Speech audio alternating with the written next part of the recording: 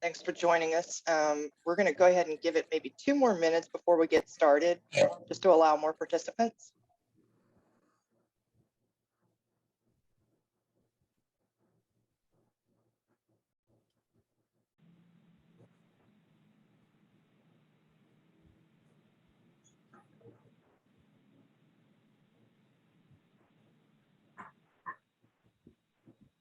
You're all having a good evening thus far. We're going to give it 1 more minute.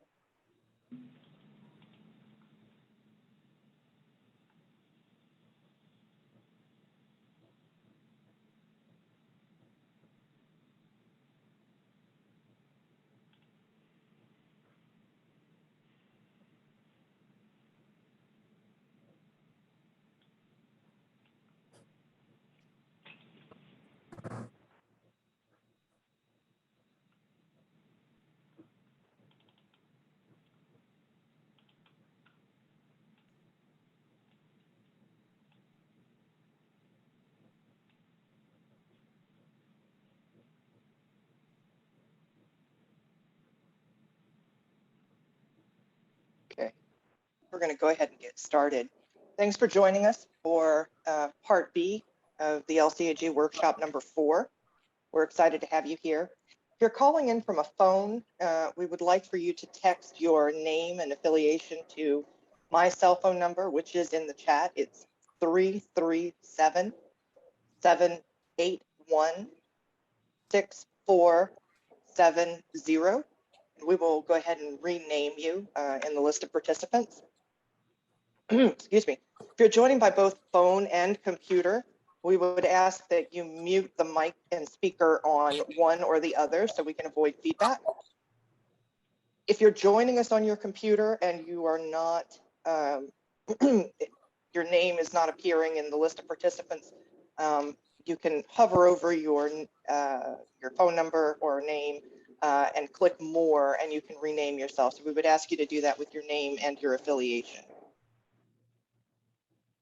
As with all LCAG workshops, we are recording this session, and we will be recording the breakout sessions as well so that we can share them with you tomorrow. They'll be posted to the website.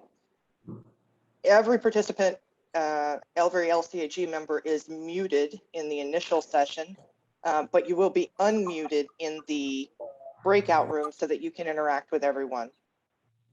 And with that, we'll go ahead and get started. Tim Nickel with DOTD will welcome you, and then Steve Wallace with Stantec will give us a recap of the last meeting. Tim? Thanks, Jennifer.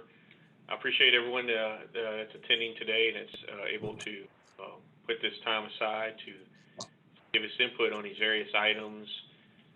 Again, this is the second part of the 4th workshop where we're going to want to get input from you on your thoughts on some of the roadway typicals with the bike ped information, and some of the street furnishings and some of the other items that the consultant team has put together.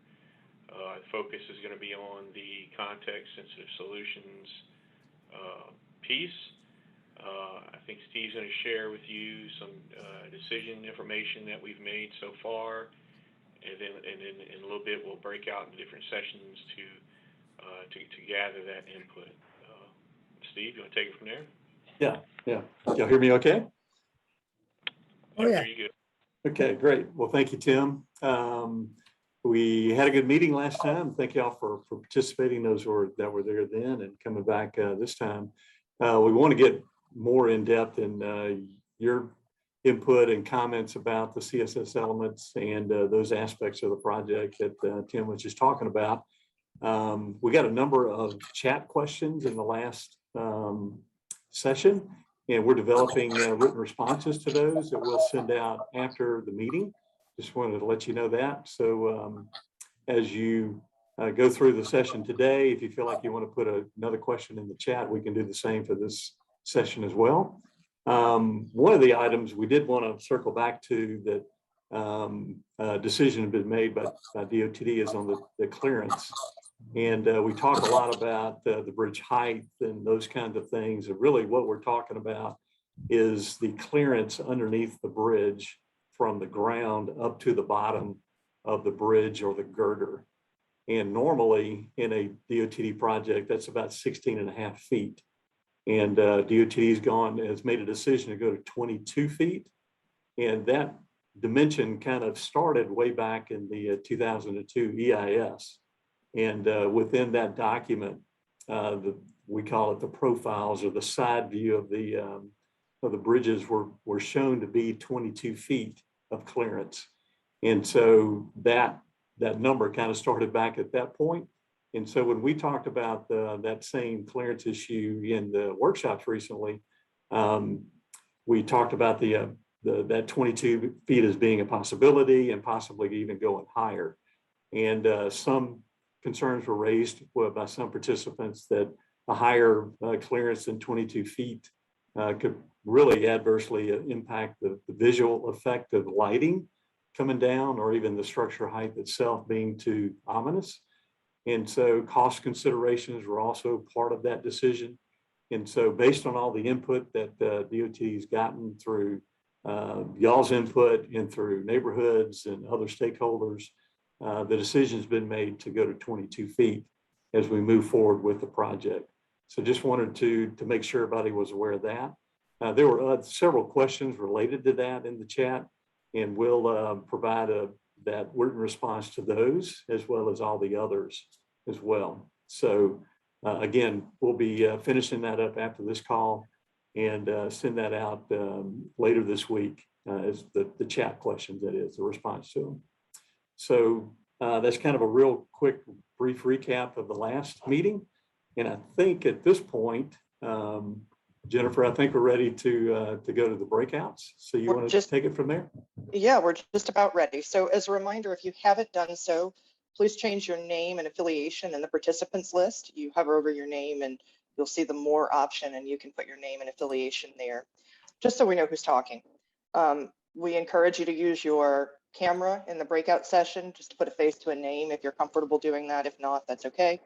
As I noted, you will be unmuted during the breakout sessions. We encourage participation, active participation from the LCAG member.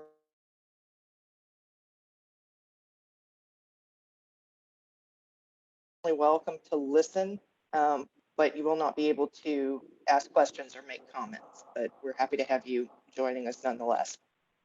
The breakout sessions will last about an hour and 15 minutes, so plenty of time for a robust discussion.